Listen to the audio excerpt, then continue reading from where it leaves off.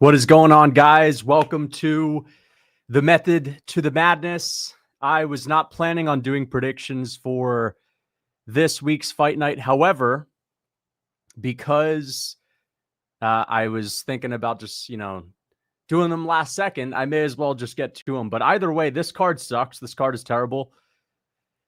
And nonetheless, I am going to basically take you guys through the thought process behind breaking down fights. Now, the thought process that I have behind breaking down these fights, these apex type of fights, is very different from my, beakers and test tubes, X's and O's, chalkboard, whiteboard breakdowns that I'm obviously famous for doing on the big cards, where I will actually watch fights.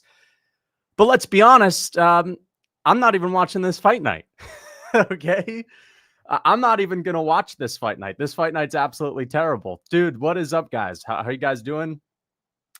For whatever reason, when I'm streaming on StreamYard right now, I can't see the chat. So we love you, Lucas. Thank you so much. I'm looking at my my phone. I'm like watching as a spectator, so I can see you guys in the chat. We got 352 people in here. Thank you for the $20. And again, thank you for the $5, Spencer. This is a pre-recorded live. I just wanted to let you guys know this is a pre-recorded live, but I am going to take you guys through the method to the madness, how an MMA YouTuber breaks down fights. Now, let's be honest. If you're actually watching park fights, first off, let's just get this out of the way. I'm not afraid to admit this. I don't know who the fuck Park is. All right? Hey. Let's be freaking honest here. Nobody really knew who Park was, and I'm not going to be called a casual. This is just the truth, and people that are going to argue against this are the biggest fucking liars, or they're way more hardcore than me, and you know what? I give them the tip of the cap. But I'm just going to be honest. I'm just going to be 100% real, and I want to know if you guys are with me. Park is like the most out of nowhere person to ever grace a UFC main event. And most of you guys didn't know who the fuck he was before he got into the main event spot. Let's be real. Let's be honest. Am I right or am I wrong? You don't know Kim Ong Park? Dude, I promise. Dude, people don't know him. And we're hardcores. We're actually hardcore fans. I am going to be the one to take the slings and arrows. I'll be the first real hardcore fan to admit I don't know who Park is. Okay. And you know what? If I'm not a hardcore fan anymore, fine. I guess I'm a casual because I don't know who Park is. I'm so sorry. I apologize for not knowing who he is. 3-fight win streak in the UFC. I probably have seen him fight. I've seen his highlights. I've seen his highlights recently. Dude, he's a finisher. He's a sick fighter. But I swear I straight up just don't know him. I probably know 98% of the UFC roster. I know Andre Pulayev. I don't know who Park is. I know Nick Klein, who's fighting Andre Pulayev next week. I'm a hardcore, dude. I don't know Park, bro. I'm sorry. We all know Park, dude. I straight up disagree.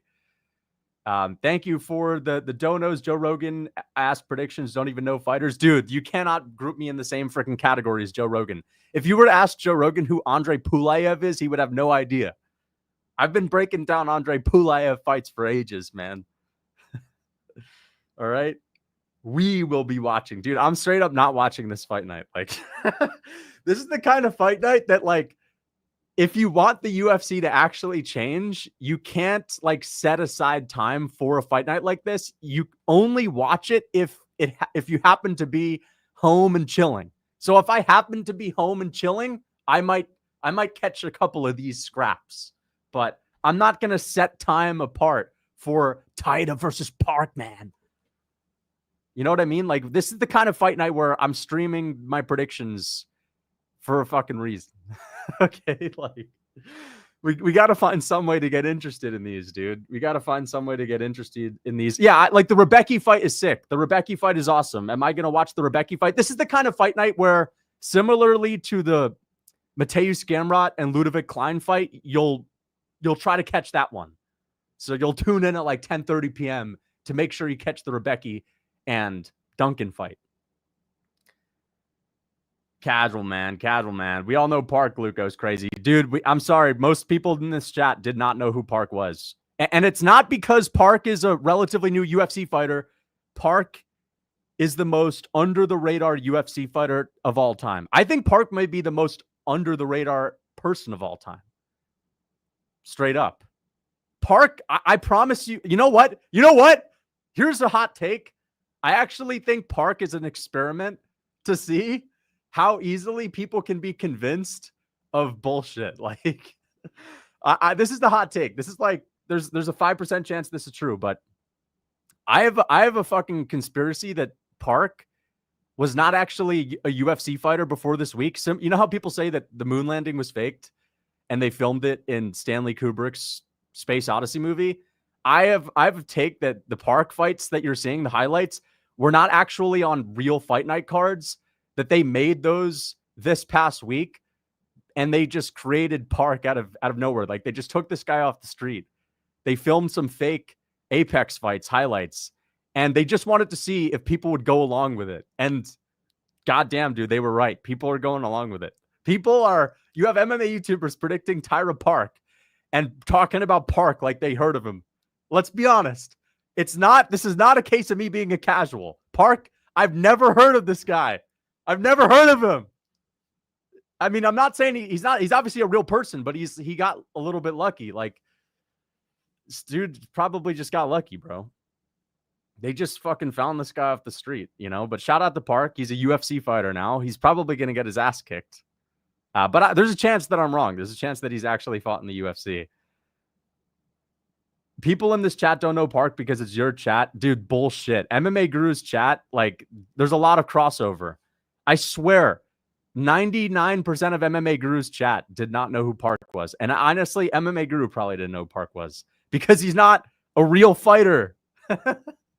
I'm just listen. There's a 95% chance that MMA Guru probably knew who he was, but there's also a fucking 5% chance that I'm right on Park actually not having ever fought in the UFC, and they're just using him as an example to see what they can get away with. Like, they're just gonna the UFC is just the people that are, you know, in charge of the UFC are just seeing if they can just make up fighters on the spot. Anyway, guys. Just got in from shredding the waves of the Laguna Beach. Jones is the goat, man. Do you know the fighters from the first fight? Yeah, of course. Let's look at the first fight. Let's just, get into this. So essentially, I'm going to show you guys what my thought process is for breaking down fights. Okay, and I'm going to be pretty serious for most of these, but essentially, the first fight, Piera Rodriguez versus Ketlin Souza. First thing I'm looking at is the mean mugs. And both of these women are the definition of tough cookies. First off, Ketlin Souza looks like an angry person.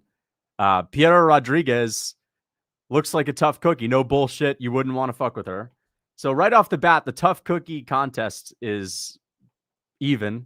I think as far as posture is the next thing I look at for WMMA bad to the bone fights. If both women are tough cookies, when in doubt, posture it out. So now you got to look at the postures. Who's gripping their hands tighter? Piera Rodriguez has got a very angry person's grip.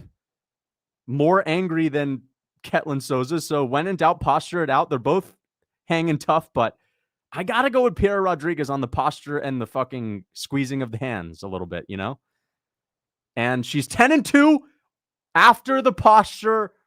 Look to the record. That's the next thing. After the posture, look to the record.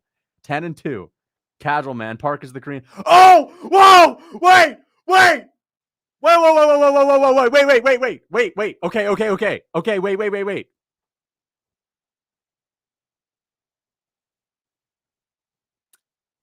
I remember who Park is. Never mind. Park is the Korean Khabib.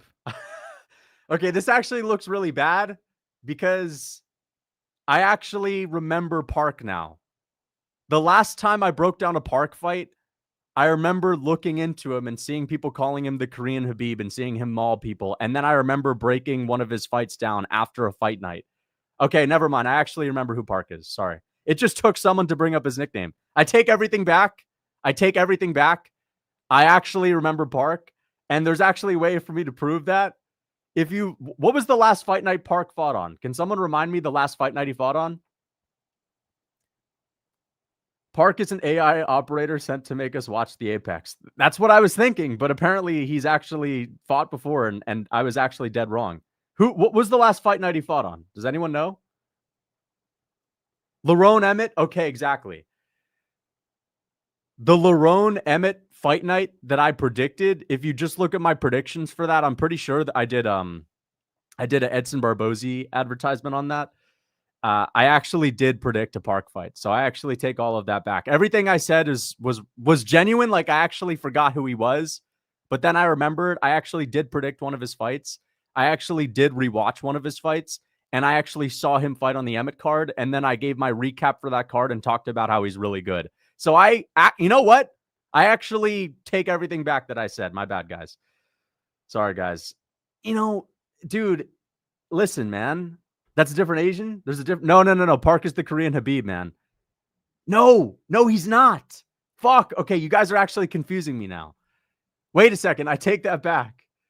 Park is a different guy. The Korean Khabib... now I'm actually remembering again. He doesn't look like the other Korean Khabib. That's Chang Ho Lee. Sorry. You got... All right, that's on you. That's on you guys for confusing me. That's Chang Ho Lee. Never mind. Okay, then I don't know who Park is. I take back the take back. I take back the take back.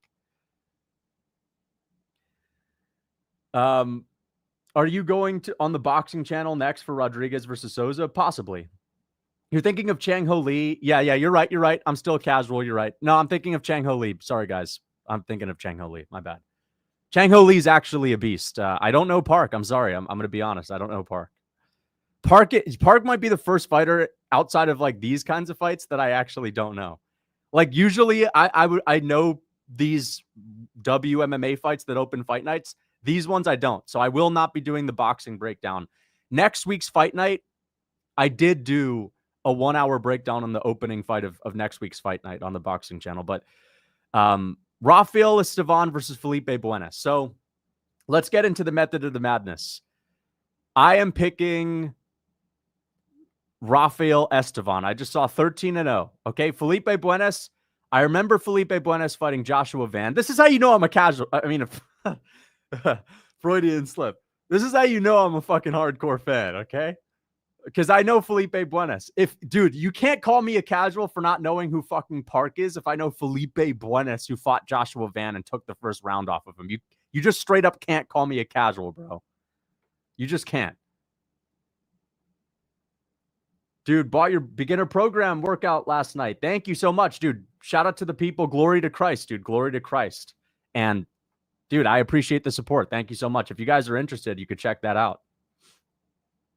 The beginner workout program. But you can't call me a casual if I'm picking Felipe Buenas. You just can't. Because that's a hardcore take. No, I'm joking. I am going with Rafael Esteban, but I know Felipe Buenas because he actually fought Joshua Van. So you can't really say I'm a casual if you don't know Park, but you know Felipe Buenas. Felipe Buenas, man, he fought Joshua Van, took the first round off of him, got TKO'd. I know the guy. Rafael Esteban, 13-0. Never seen him fight, but I'm picking him. You know, that's kind of the method to the madness here. Felipe Buenas, you know, he's not really done that well. He lost a couple of fights going into the Van fight. Rafael Esteban, undefeated. I'm picking him. Nothing else here, right? Austin Bashi versus John Yanis. Austin Bashi, one of the world's worst strikers, but I'm picking him against John Yanis. I'm picking him against John Yanis, guys, and I'll tell you why. Austin Bashi getting beat by Christian Rodriguez is not the worst look because Christian Rodriguez is known for having a ridiculous gas tank, this unassuming physicality in his fights. He sort of breaks people down. Tons of experience. Even though Christian Rodriguez, you look at him, he looks like he's 23 years old. He's got a wealth of experience in the UFC. Austin Bashi, despite losing pretty badly in that fight, I like the fact that he was able to push a pace even when he started getting his ass kicked, and even when the fight, he had totally just... even when it got to the point in the fight where he was like out of it and he was never going to win, he was pushing a pace, imposing his will, spamming takedowns. I like that. And I see, Austin Bashi, very young. He can improve it in striking. John Giannis not proven like Christian Rodriguez. I'm going to go with Austin Bashi because of the pace he was able to push. I am a little worried because you look at John Giannis and you just know he can throw hands. This is what it is. John Giannis, you just know he's got some good boxing. You know he could fuck Austin Bashi up, straight up. Okay? This guy's probably like 32 years old. He's probably been fighting for a while. Austin Bashi's got the padded, smoker record. But I'm going with Austin Bashi. I'm predicting him to win this by a smudge fest decision. Okay? Andre Pulev, Nick Klein. You helped me get into the gym to pursue a healthier lifestyle through your Lyft program ads. Dude, thank you so much. I appreciate the $5.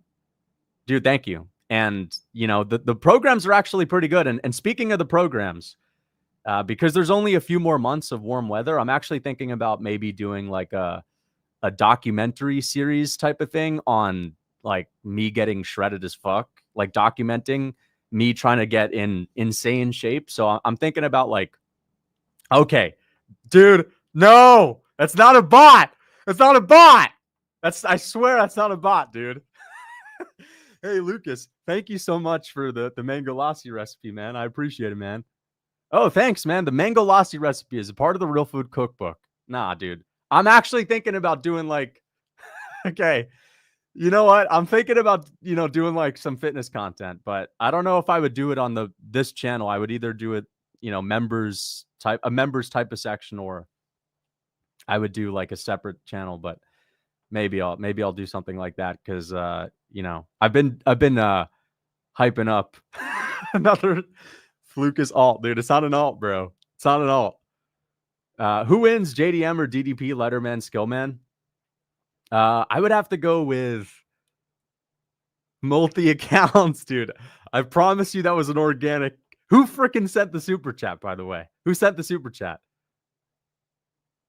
What lifting? Okay, so I promise you the Gucci Berserk and Zach are not bots. Zach says, what lifting program of yours is good for someone balancing MMA and lifting? To be honest, I actually think that the beginner lifting program is better for someone that is trying to balance MMA and lifting, because just by virtue of the beginner lifting program having like much less volume, because it's meant for people that aren't like, adapted to heavy lifting. I think that that's better for if you're also combining it with also like really intensive MMA training. So I would say the beginner lifting program. Lucas got his friends to promote his product. Shameless. It's not, dude. I promise you. These are not. Nah, the program gave me diabetes. The program did not give you diabetes, but that butter chicken may have, that butter chicken may have. That's from that Real Food Cookbook. The Real Food Cookbook will get you shredded. I never said it's healthy. No, I'm joking, dude. But yeah, JDM versus DDP. Probably JDM, to be honest. I think JDM would fuck Dricus du Plessis up. I always err on the side of lighter man skill. Cooked up something from the cookbook last night. Been stuck in the toilet for 5 hours. Thanks, mate. Dude, shout out to you. You must have had that butter chicken, bro. Do you believe in there being optimal training split for putting on mass? Yes, I do. I mean, look, guys, we gotta break down some of these fights. Debate Kenny again, or he ranks above you all time. Maybe we'll do a big debate in the future. Thoughts on Unk saying shit like, if Islam beats JDM, we're gonna have to start a conversation of having him top 15 of all time. That would put him amongst the likes of Cejudo and Verdum. I don't think that's a crazy take. I don't think that's a crazy take at all. I think Makhachev goes out there and beats JDM. I think he's knocking on the doorstep of all-time greats like BJ Penn and, honestly, Anthony Pettis. I could see him being in that Pettis-Penn combo. Yeah, dude. You know what? I've always thought about making like an old head or a stuck in the Stone Age GOAT list. I was thinking about doing that, but then people are just going to say that I'm coping because of the backlash from my GOAT video. They're going to be like, bro's just losing his mind and coping, bro. We're not all that crazy. But I've thought about doing like an old head GOAT list where I just, allow an old head mindset, a stuck in the Stone Age mindset to, take over me for an hour. Are you excited to see Sergey knock the lights out of Waldo Cortez Acosta? I am very excited, but Waldo Cortez Acosta is actually underrated. And he's like the definition of a tricky customer. So it's going to be a lot easier said than done. But let me just break down these fights. Nick Klein versus Andre Pulev. The way that I would predict this is Nick Klein hurt Mansur Abdul Malik and like almost finished him in the first round, whereas Andre Pulev hasn't looked to be good anywhere or dangerous anywhere. So I'm going to go with Nick Klein. Nick Klein's just more dangerous, and I'm going with the guy that can impose his will. So, like, straight up, I'm going with Nick Klein. Rodolfo Vieira versus Tresean Gore. Dude, I was listening to the MMA Junkie thing the other day, and they were breaking down this fight in the most, like, casual, trying to sound like they know what the fuck they're talking about kind of way. They were saying, like, Tresean Gore just goes out there and sort of bops around, and he's willing to scrap with anyone. If anyone says that, you know that they've not done any looking into the fight. And that's not even necessarily false about Tresean Gore. But, like, dude, I'm sick of people trying to fucking pretend like they've gone deep into the weeds. Like, come on, dude. We're not watching Tresean Gore fights. You could just be honest. You could say, Tresean Gore, he's okay, man. He's all right. But don't just say he goes around, bops around, willing to scrap, dude. Come on, bro. You can't be saying that. It's the same thing as trying to start one of these fight nights acting like you know who Park is, right? But either way, I'm going with Tresean Gore. I like the way he sort of just bops around and scraps people, man. Nah. I'm actually going to go with Rodolfo Vieira. I picked Tresean Gore over people that are not able to impose their will or people that are not great anywhere. So if Rodolfo Vieira was like Andre Pulev, for example, I'm picking Tresean Gore every time. Even Nick Klein, I might go with Tresean Gore because even though Nick Klein's more dangerous than Pulev, he's not necessarily proven to be great anywhere. But Rodolfo Vieira is great on the ground and his striking is improved. He's kind of tough to put away on the feet. I'm going with Rodolfo Vieira. I think he's going to be able to get this fight to the mat. And I think he'll be able to do all right on the feet. I think that Tresean Gore, he's dangerous, but he's not, consistently, KOing people. I know he was able to hurt the Brazilian guy, I forget his name, really good striker. And that was, good that he had a moment in that fight, but he got his ass kicked for the whole fight for the most part. So I'm going to go with Rodolfo Vieira. Nathan Fletcher versus Rinya Nakamura.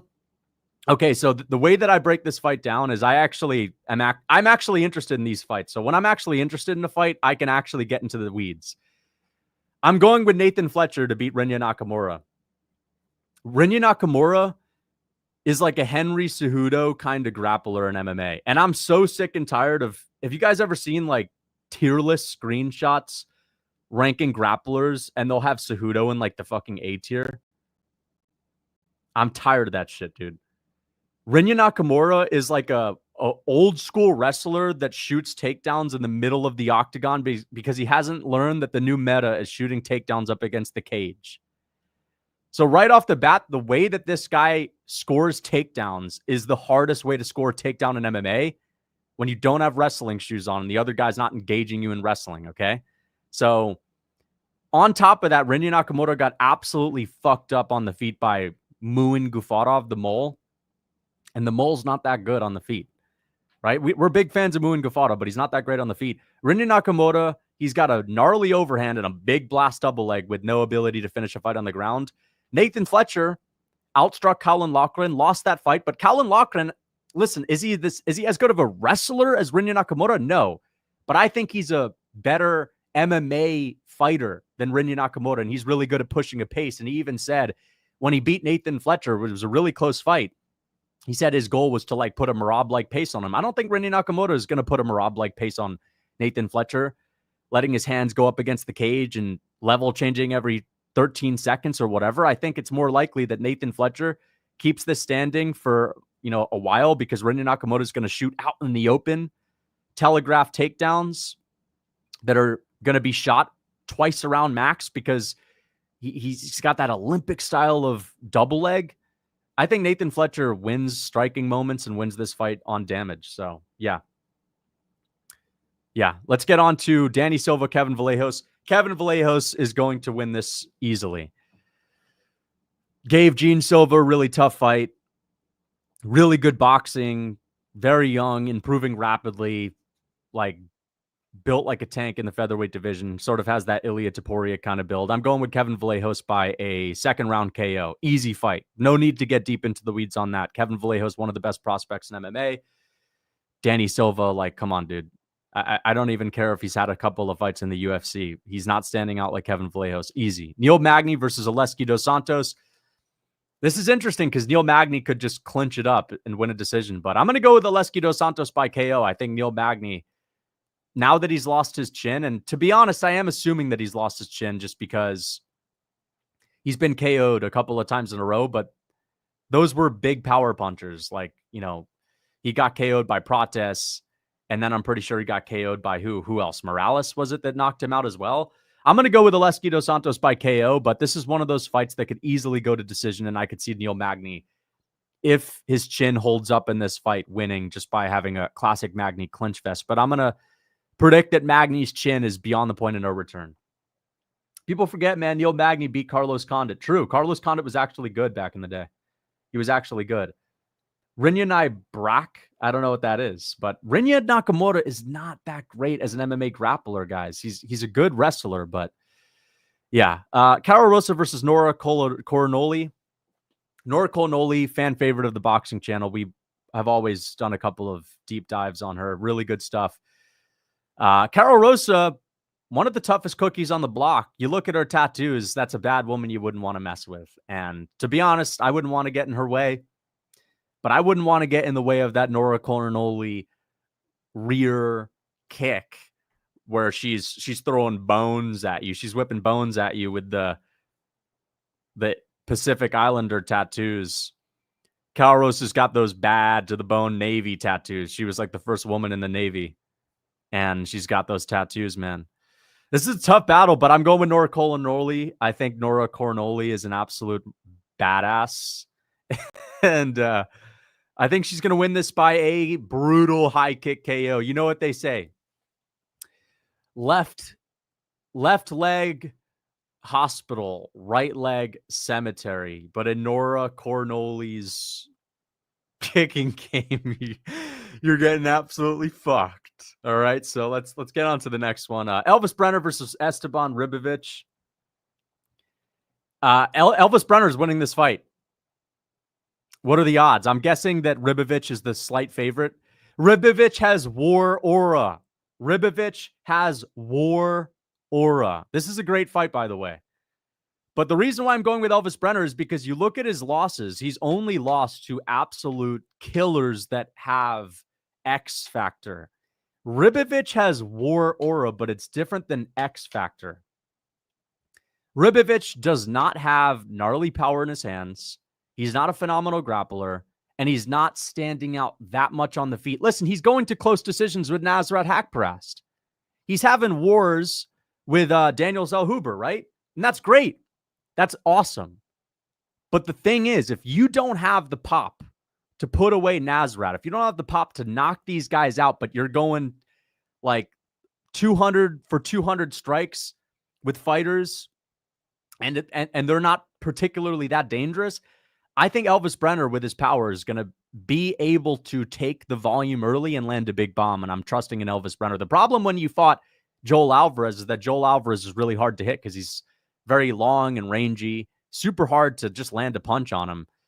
And he's also just got really good grappling. I think that Elves Brenner has a big power advantage here. I think he's going to be slightly out-volumed, but he's got the skill to hang in there. And again, he's losing to Orobai, who's pushing a pace on him, who's level changing, who's got a power advantage.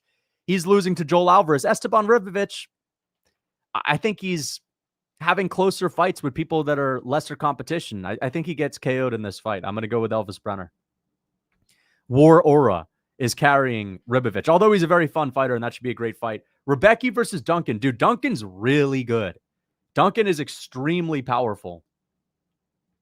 Thank you for the $10. Have you seen the Knucklehead Guru saying Usyk beats all the old goats? Marty Lewis would take him out in 2 with the Sweet Pea Special. I don't think Marty Lewis would take him out in 2 rounds. I do think Marty Lewis would beat Usyk. And this is the difference between boxing and MMA that a lot of people don't understand. Boxing used to be a little bit better than it is today. Of course, you have some divisions like the lighter weight classes that I think are significantly better today. The heavier weight classes, don't get me wrong, Usyk is doing his thing and Usyk is schooling some of the heavyweights.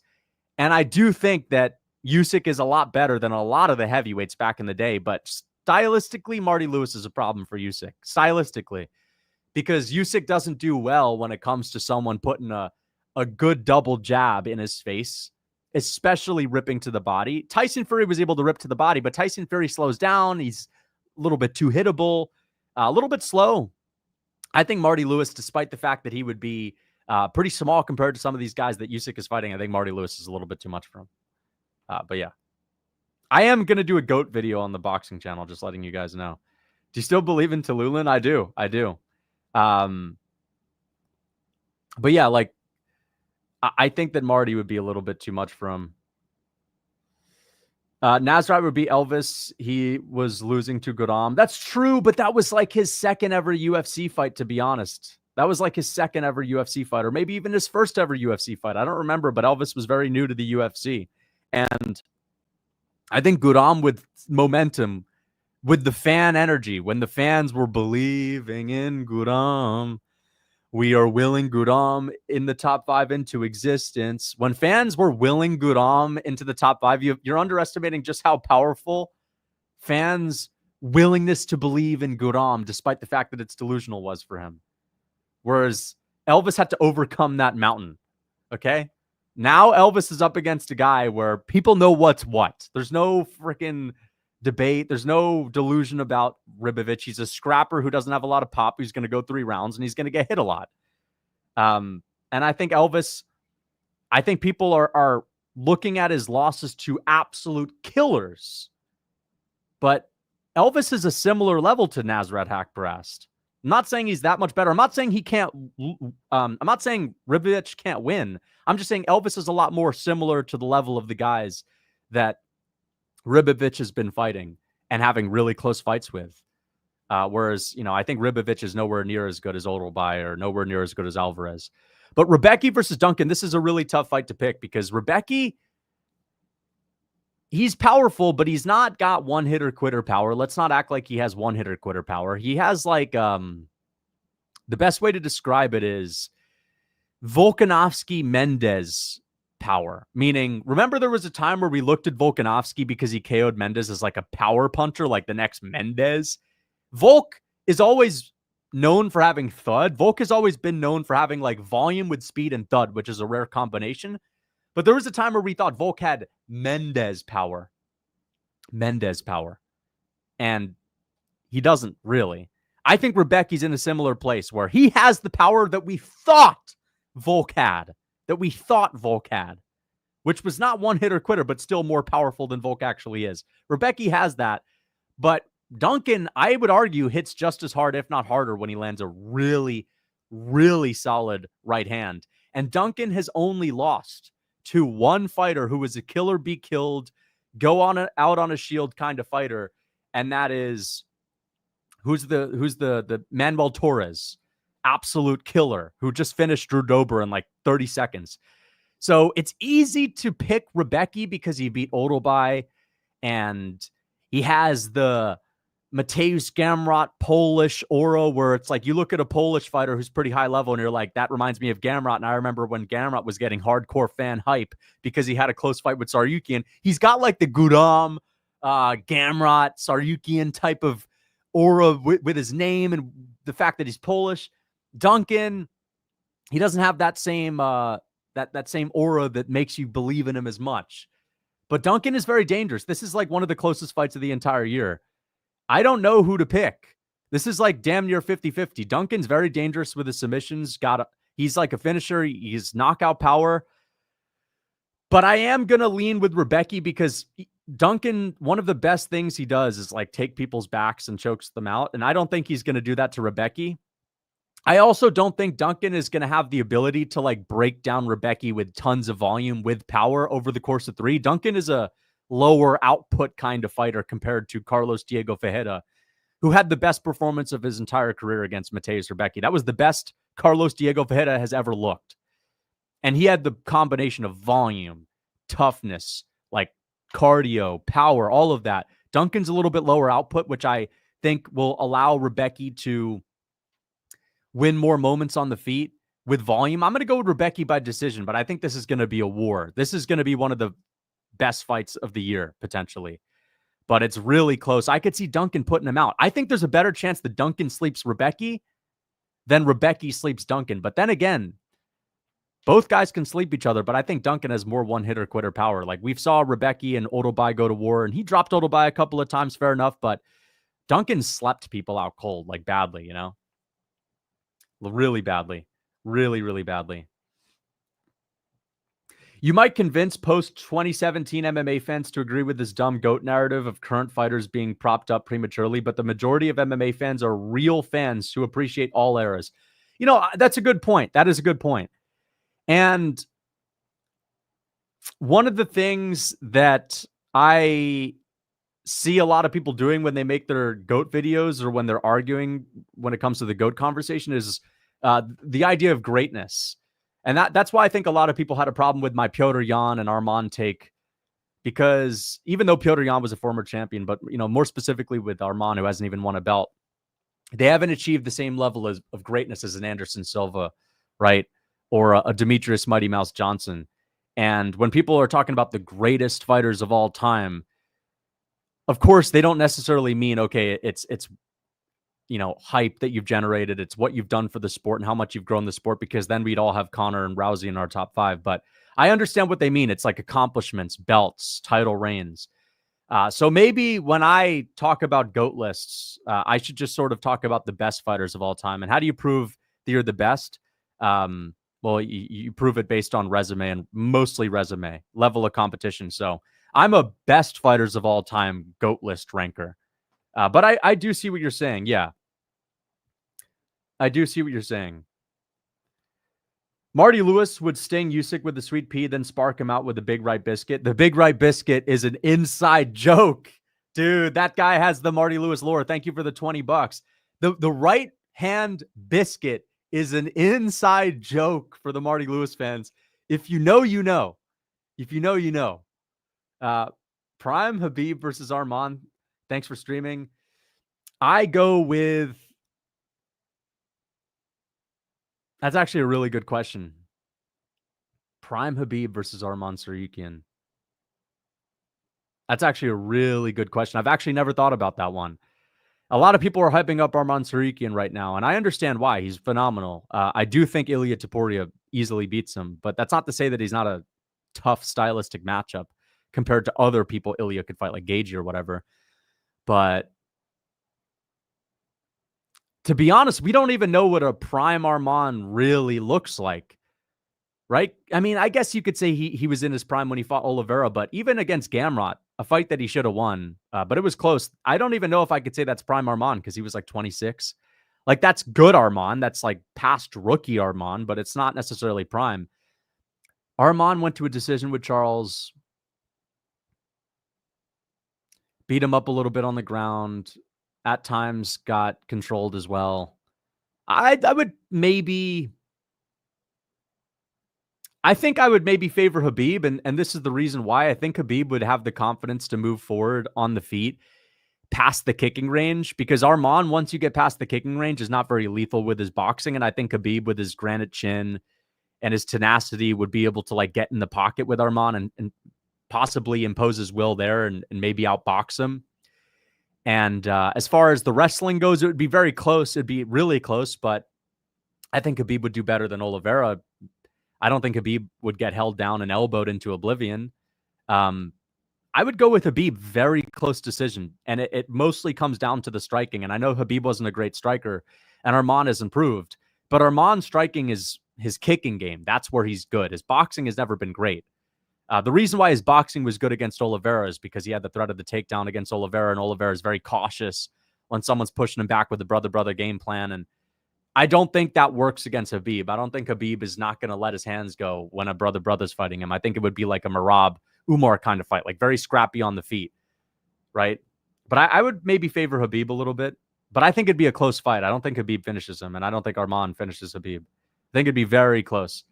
And I just don't think the kicking game would be an issue because Khabib would do a great job of just running in, making it dirty, making it scrappy. Arman's tough, but I don't think he would deal well with that. But yeah, I am going to lean towards Mateusz Rebecki. Guram Kutate, man. People forget. Yeah, Guram Kutate was an absolute marauder, bro. Guram Kutate. What video was that I even fucking brought that up? I remember I brought up Guram Kutate. Either way. I don't remember the video that's even from, but we're going to get down to the main event. Hyung Sung Park, he's not the Korean Khabib. That's Chang Ho Lee. I'm a big fan of Chang Ho Lee, by the way. Big fan of Chang Ho Lee. But I am not so familiar with Hyung Sung Park outside of the fact that he's got really fast hands and he's dangerous on the feet. But I'm going with Tatsuro Taira. Listen, Tatsuro Taira struggled with who on the ground? He struggled with Brandon Royval, who is a very awkward guy to try to out-grapple unless you have like a serious physicality advantage. And Tatsuro Taira, his grappling is very technical. He's not like a technical paired with, tank-like grappling style that Pantoja would have, where Pantoja was able to just easily control Royval. I'm going to go with Tatsuro Taira. I think he's going to go in here with improved striking. I think his striking has improved over the years. He used to be one of the worst in the flyweight division, and it's not going to be on Hyung Sung Park's level. But I don't think Hyung Sung Park is on the same level as Royval, and Tatsuro Taira won a couple of rounds off of Royval. So that's actually pretty impressive in hindsight. I'm going to go with Tatsuro Taira. I think he either wins a decision or he gets a submission. I think this is an easier fight. This is a step down in competition. Hyung Sung Park could prove us wrong, but I am guessing he's not the same level as Brandon Royval. Okay? So if Tatsuro Taira can win rounds against Royval, I think he can maybe beat Hyung Sung Park. But let's get on to the next fight night. Let's get on to Fluffy Hernandez. We gotta break down the Fluffy Hernandez fight night as well. Okay. That's another fight night that I want to break down. I think Topuria will retire as the new GOAT of the sport, especially if Islam fight ever happens. People who disagree are the real casuals. Well, I don't think you're a casual if you don't think that Topuria beats Makhachev. I don't think you're a casual. I think that it's very possible for Makhachev to take down Topuria and finish him in the first round. But I do agree with you. I do think that Ilia Topuria beats every single lightweight, including Islam Makhachev. I do think that. At 170, I think Makhachev has a greater advantage. But yeah, I still think that Ilia Topuria beats everyone. I would not pick against him. I think that, sure, we could be frustrated that he is not really willing to fight Arman at the moment, even though Arman should fight someone else and he's delusional if he thinks he's going to get a title shot. But I do ultimately think Ilia Topuria sleeps Arman. He sleeps Gagey. He sleeps Pimblett. He sleeps Islam Makhachev. I think that the biggest test for him is actually Gene Silva. I know that might sound crazy to some people, but if you're looking at who was harder of a fight, Max, Volk, or Charles, it was Max and Volk. Max and Volk were much harder fights than Charles Oliveira. Much, much harder. And I think a lot of us assumed that the way to test Ilia Topuria is to be powerful. You got to have a big, powerful striker or grappler. I disagree. I actually think the toughest kind of matchup for Ilia Topuria are the Volkanovski, Max Holloway type of fighters that are super fast, very elusive, and extremely high level on the feet with decent grappling. Like, obviously, you can't say Max is a bad grappler. Volk is a great grappler, but, not like a Yair Rodriguez who's just hopeless on the ground. Like someone where if you're going to try to out-grapple them, you're going to expend a lot of energy trying to do that, and that's risky, right? Because you could gas yourself out a little bit. A lot of people assume that the hardest fights for Ilia would be the big grapplers at lightweight that hit really hard. But again, it's like these guys have a much worse chance of defending themselves when it comes to getting hit with the speedy combinations with power of Ilia Topuria. And I think you put a guy like Volk and Max in there, they can evade the big punches of Topuria a lot easier than these heavier guys like Arman Tsarukyan, who's just not operating anywhere near the same level as Volk or Max on the feet.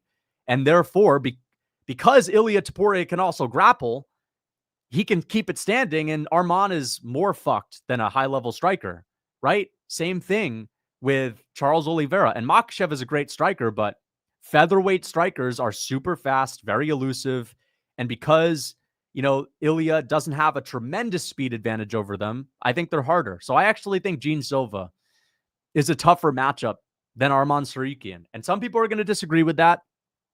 I understand why, because Arman Tsarukyan is a grappler, and a lot of people still think that the way to beat Ilia is to outgrapple him, and that could be true. I'm not sitting here and saying that the way to beat Ilia is not by taking him down and gassing him out, because it could be done. I think a lot of people look at the Bryce Mitchell fight, however, and they say, well, Bryce Mitchell took him down, and therefore, that's the way to beat him. But that was a while ago. I mean, we could do that with a lot of fighters. We could look at like Islam Makhachev getting taken down by Thiago Moises. Are we going to sit there and say that, the way to beat Makhachev is by taking him down? No, he's obviously improved a lot since then. But yeah, I think Gene Silva is a tougher matchup than Arman.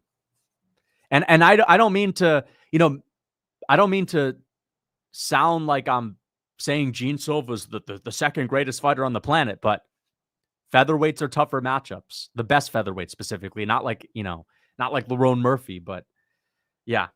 I think it's a good take. Arman is a great fighter. I understand why some people may think that Arman, beats Ilia, but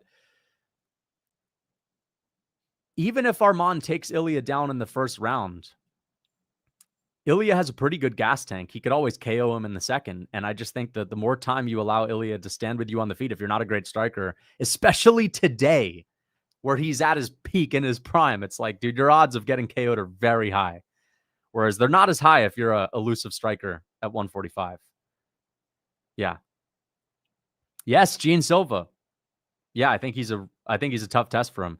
I'm rooting for fucking Diego Lopez to take out Gene Silva, though.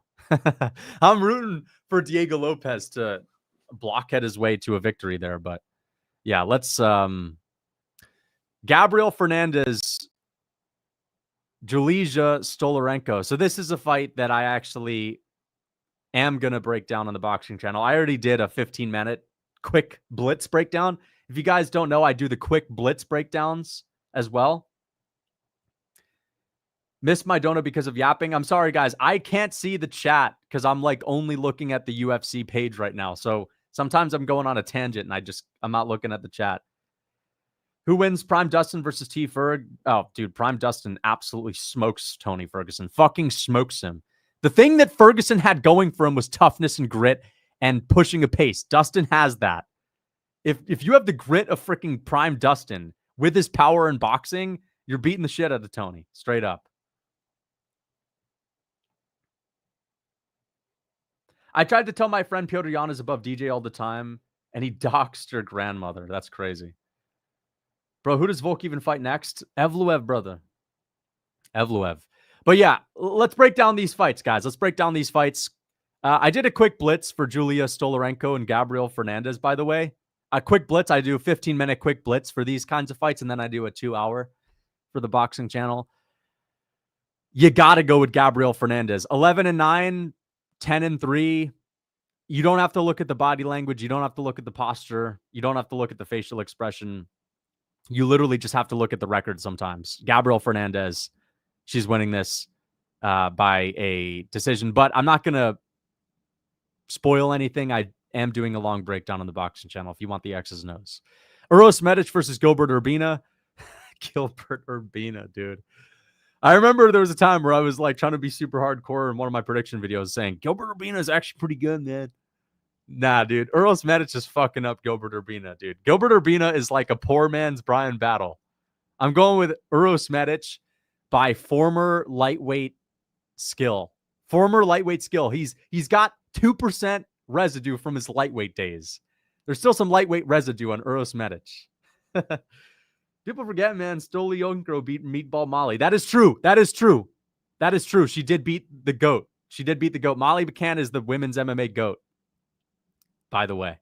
she's the most entertaining fighter in women's MMA history. She either got finished or she finished her opponent in the first round. Shortest average fight time. They say Tom Aspinall, shortest average fight time as a flex. That's who the women's GOAT is. Whoever has the shortest average fight time in the UFC history in WMMA is automatically the women's GOAT. Jocelyn Edwards versus Priscilla Cachoeira.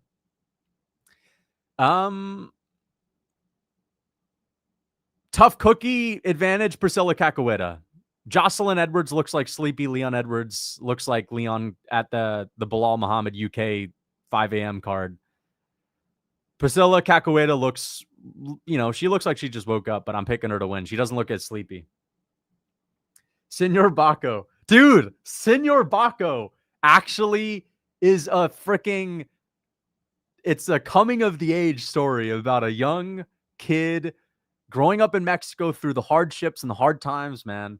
So you better respect that shit, bro. Senor Baco made me cry. That made me cry, watching Senor Baco in theaters.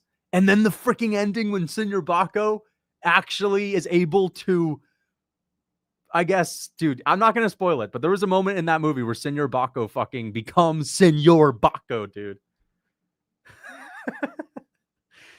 Because, yeah, dude, Senor Baco is a great movie, by the way. If you haven't seen it, check it out. It's like, it's about someone growing up and then becoming a man. And when he becomes Senor Baco, it's actually amazing, dude. It's really fucking good, dude. Senor Baco is one of the greatest films of all time, bro. Senor Baco is a fucking excellent film, dude. I actually had tears when I was watching that. Yo, I'm not going to bullshit. I actually watched Senor Baco with Rizvan and Magomed in Dagestan. Yo, I'm not trying to act like a big shot because, like, I know you guys know I hang out with some of these fighters, but I actually saw that for the first time with Rizvan and Magomed. So I'm just being honest.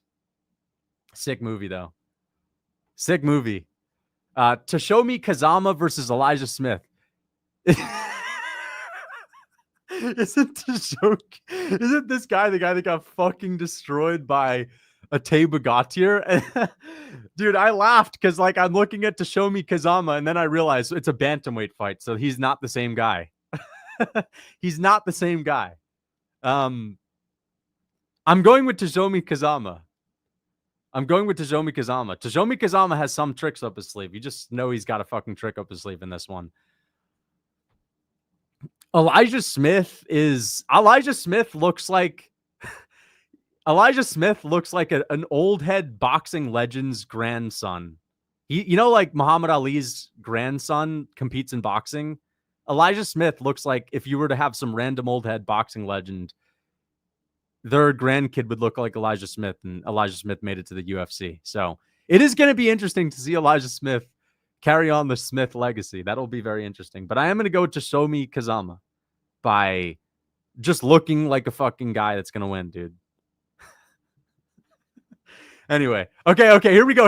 Hardcore take. You can't call me a casual. I know who fucking Park is. I mean, I don't know who Park is, but I know Julius Walker. Rafael Coqueta has been KO'd by 2 mid-level fighters. I forget the first one who was Brazilian, but there was another guy who got KO'd by Modestas Bakauskas, I believe. Rafael Coqueta, been brutally KO'd in the UFC, has not even won in the UFC. Julius Walker went to war with Alonzo Menafield. He's the new age Shavkat Rakhmonov, the zombie Shavkat in the light heavyweight division. Same build. Literally, tell me that minus the face, this is Shavkat Rakhmonov if Shavkat had a fucking tan or some shit, you know? This is Shavkat Rakhmonov if he was Julius Walker race or ethnicity. Same build, same exact build, same head, different face. Julius Walker's a marauder, and he had a war with a power puncher in Alonzo Menafield where he kept moving forward. Rafael Coqueta been KO'd brutally multiple times at light heavyweight. Julius Walker by KO. Easy.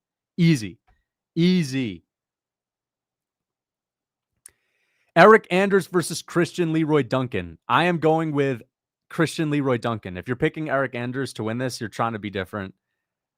This is one of those fights where people just fucking waste their time going into the beakers and test tubes. No way you didn't pick Elijah Smith. Okay, maybe I'm super casual with that take, but Eric Anders, dude, Elijah Smith is probably like an absolute phenom on the Contender Series. That might be one of the worst picks ever. Without me knowing, this could be like the Kevin Lee versus Renat Fakhretdinov pick, for all I know. But yeah, this is one of those fights, Christian Leroy Duncan versus Eric Anders, where there's literally no point in expanding on your reasoning for picking Christian Leroy Duncan. Like, if you've seen him fight and you've seen Eric Anders fight, you know why. Okay, Christian Leroy Duncan is just too good for Eric Anders. Eric Anders is he's a 2017 Thiago Santos scrap loser. You know? He's like a guy that would lose a scrap to Thiago Santos before Santos moved up to light heavyweight. And that was his prime. Eric Anders' prime was 2017 scraps with people like Thiago Santos before Thiago Santos started hitting like a truck. But when he kind of had thud. You know what I mean? So, anyway. Miles Johns versus Gene Matsumoto. This is interesting because Felipe Lima went to decision with Miles Johns, and in the later half of that fight, it actually looked like it was getting a little bit tough for him. Gene Matsumoto, kind of one-dimensional, like a good offensive grappler, okay striking, like kind of mid-level striking. I don't know. This is a close fight. They're kind of like very similar in the way that they fight.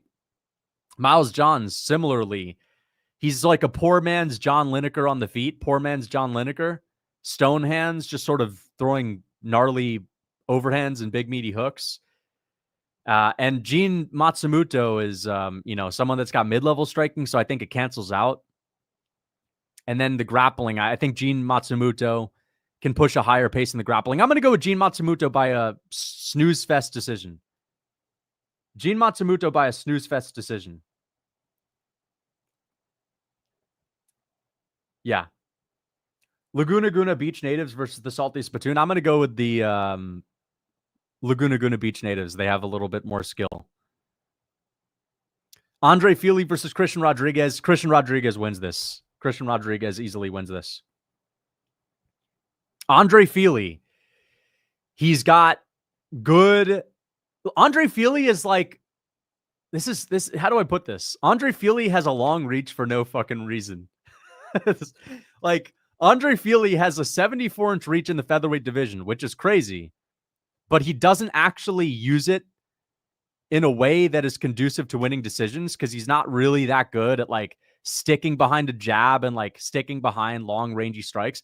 Andre Fili, he's got the Adesanya leaning back, eyes closed, hooks type of reach advantage, where it's like he can sleep you in moments where you can't punch him, but he can punch you looping, around with a freaking long rangy hook. But I think Andre Fili is kind of reliant on like those across the octagon winging hooks, KOs. Whereas Christian Rodriguez, he's not a finisher, but he has a more conducive style to winning rounds. He's super tough. His striking is improved, and he's a good grappler that's going to push an insane pace. So I'm going with Christian Rodriguez. I'm going with the guy that can win rounds and that can mix it up and that can just, essentially all he has to do is just not sit in eyes closed, winging hooks distance with his chin on a silver platter. And he's got a good chin. So Ismian Lucindo versus Angela Hill. I am going with Angela Hill. No, I'm joking. I'm going with Isman Lucindo. Isman Lucindo is like, she's got a Larry the Lobster kind of build at WMMA, so she hits hard. I'm going with Isman Lucindo. Angela Hill, she's got a decision kind of game. I think Isman Lucindo just hits a little harder. Alex Perez versus Steve Urseg. When are we getting top 5 goats of every division again? That's a good question. Thank you for the $5. I would say, we need to wait until more shifts happen in the GOAT rankings. Not enough has happened yet, I just did a GOAT video, and I don't know. I think it'd be very similar to the last one that I made anyway. Like, only a few people have really changed spots. I would have to wait and see what happens with Dricus and Hamzat, right, with Makhachev, JDM, because maybe JDM wins, and now I need to put him in the top 3 or something like that. Perez versus Usyk. This is an easy fight, Usyk. It's a big step down in competition from Brandon Moreno, Alexandre Pantoja, Kai Kara France. I know Steve Usyk is on a crazy loss streak. One of those losses to Pantoja, not a bad loss, arguably won that fight. The Moreno fight, he definitely lost, but it wasn't like he got completely blown out of the water. He took some damage, but it wasn't like a all-out war. Alex Perez, outside of his once every 5-year big KOs, and he got one of those against like Nicolau a year and a half ago, he's kind of one of these like Marvin Vettori kind of bantamweights where he's not excellent anywhere. He's kind of just okay everywhere. Whereas Steve Usyk is pretty great with his boxing. I think he's pretty good with his kicking game and distance management. I think he's a better long rangey striker. I think he's got slicker hands. And I don't think Alex Perez is likely to KO Steve Usyk. Again, he rarely ever KOs people, and Steve Usyk is a lot better than Nicolau, has a better chin than Nicolau. And Alex Perez is not a dominant grappler. Steve Usyk, I think he's actually a better grappler. So I'm going to go with Steve Usyk to win this by decision. I think Alex Perez is a tough out. He's kind of like the Pedro Munoz of the bantamweight division. Oh, what am I saying? Whoa, wait. The bantamweight division. I'm reading bantamweight, and I'm like getting freaked out because I'm looking at Steve Usyk and Alex Perez, and I'm like, both of these guys are flyweights. Is this actually bantamweight, or is this a typo on the UFC website? I understand that it could be a bantamweight bout because Steve Usyk was supposed to fight on tonight's fight night, and maybe because he doesn't want to do 2 weight cuts in a row, they're going to do this one at bantamweight. I think it's probably bantamweight, right? Oh, wait. He's fighting Ode. Okay, never mind. Yeah, Usyk beats Ode Osborne any way he wants. Sorry, guys. Usyk versus Ode Osborne. Let's just break that down. Ode Osborne, not a great grappler, very chinny, not that great on the feet. Steve Usyk, good boxing, pretty powerful, good on the ground, kicking game. Like Steve Usyk obviously wins. Okay, main event, Anthony Hernandez versus Roman Dolidze. I am picking Anthony Hernandez to beat Roman Dolidze. Now, this is interesting because Anthony Hernandez is not Hamzat in the first round. We know he's a very dangerous grappler, but he's not lights out early, right? His game is to run a crazy pace on you, to break you with cardio and wrestling pressure. Whereas Roman Dolidze is kind of an explosive submission artist. And what I mean by that is he does tire out in fights. He's not got a marathon-like style. He's got, power in his hands, and he's very strong in the grappling. And early on, if you go to the ground with him, he's extremely dangerous because of how strong he is, and he's very fast with what he can do on the ground. He can get you in a submission pretty quickly. Early on, it will be interesting because there's a good chance that we see a grappling exchange, right? And Roman Dolidze may submit Anthony Hernandez. He's that good on the ground. He's very good with his submission game. However, I think it's likely that Hernandez actually strikes with Roman Dolidze in the first round and keeps it standing to take the wind out of Roman Dolidze's sails so that when he does start grappling in the latter half of this fight, Roman Dolidze is much more tired and not as effective with his submission game, whereas Anthony Hernandez doesn't get tired and he breaks people with the grappling. So I predict Anthony Hernandez to win a 49-46 or 50-45 decision. I think he's going to edge out the first round. It's going to be scrappy. Listen, Roman Dolidze is okay. He's more powerful than Hernandez on the feet, but he's not a great striker. Whereas Anthony Hernandez, not a great striker, but super tough, granite chin, tenacity, kind of like Khabib on the feet, a little bit like Khabib. And I think that because he's going to opt to strike a lot in the first round because he knows Roman's going to be very dangerous on the ground early when he's got all of his energy, I think that he might actually, it could be close, could be scrappy. Maybe Roman Dolidze edges out the first, but then I think Roman Dolidze is going to get tired. Anthony Hernandez does not get tired. And I think that he's going to start running the Anthony Hernandez type game on Roman Dolidze. He's going to be taking him down, shooting lots of takedowns. And we've seen him out-grapple Brendan Allen. Like, we've seen him go up against really good grapplers. We've seen him out-grapple Rodolfo Vieira and submit him.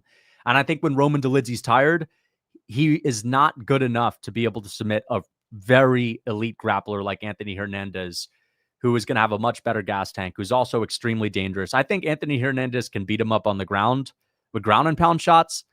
I think that we could see him scramble with Roman Dolidze and just out-scramble him and get dominant positions and just run that sort of gauntlet, that mauling, grappling pace on Roman Dolidze in the later half of this fight. And I think that every fight or every round, Roman Dolidze is going to be worse on the feet, and Anthony Hernandez will be able to beat him up a little bit on the feet in the later rounds as well before he starts shooting those takedowns. So I'm going with Anthony Hernandez. If Roman Dolidze wins this fight, I think it needs to be early with a submission. But I think if he doesn't submit Anthony Hernandez, and again, Hernandez, very tough on the feet, not someone that you're going to KO and put away easily, and solid grappling, good wrestling, like he's going to be tough to out-grapple early as well.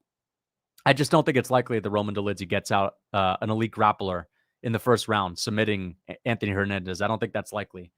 I think it's much more likely that Hernandez survives the first round. And it's not like he's against a heavy striker who's really elite and he has to survive a KO. It's Roman Plotty-Man Dolidze.